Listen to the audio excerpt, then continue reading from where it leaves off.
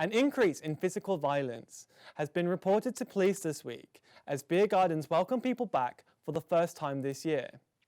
A fight which broke out in York's Riverside last week resulted in one man being taken to hospital. Abby Forrest reports.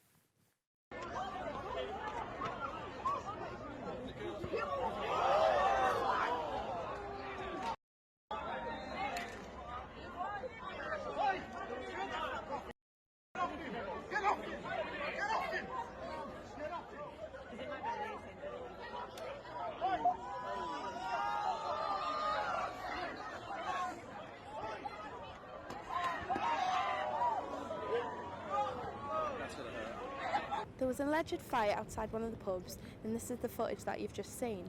From the 12th of April, pubs and outdoor seating areas have opened back up to the public, meaning that people can meet outside in groups of 6 or people from the same household.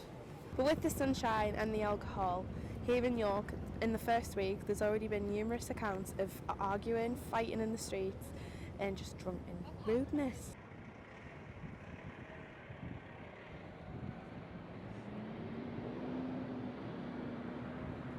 Yeah, I think it'll be safe. I think it's just down to pubs are always going to have trouble anyway, regardless of whether they're open or closed. I think in the first couple of weeks you'll see like a swarm of people coming. I think this weekend could potentially be bad in certain areas, but it's always going to be like that.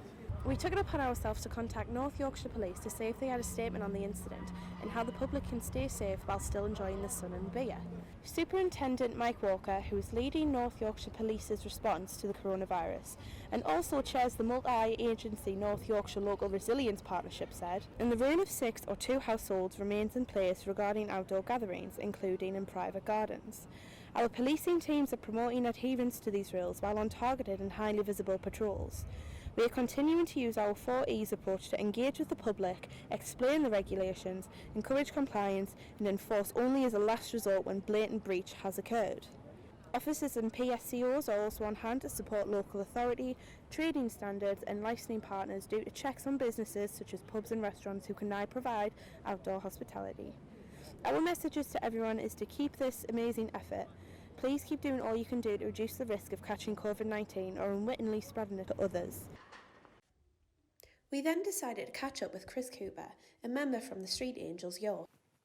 Yeah, Street Angels are a voluntary group. We basically volunteer to go around the streets of York on Friday and Saturday nights, just making sure people can get home safely. Do you know how the Street Angels started as an organisation?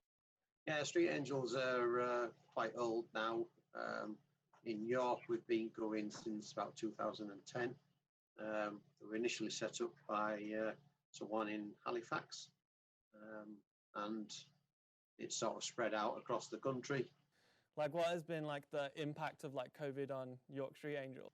I stood down just over a year ago, and with first lockdown, so we stopped going out for the safety of the volunteers, and also as the pubs started closing down, there wasn't a lot for us to do. When first lockdown ended and things started to reopen, everything was a little bit up in the air. So we did do, I think, about 3 weeks, 3 weekends just on Saturday nights.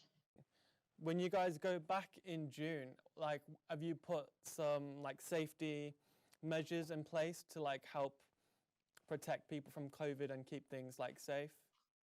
Yeah, I mean, even pre-COVID, we always wore gloves when dealing with anybody. So they're always in place. As COVID kicked in, we got some masks made up. We do have visors as well. Anyone interested, please let us know. That was Chris Cooper, a York Street Angel who I caught up with earlier this morning.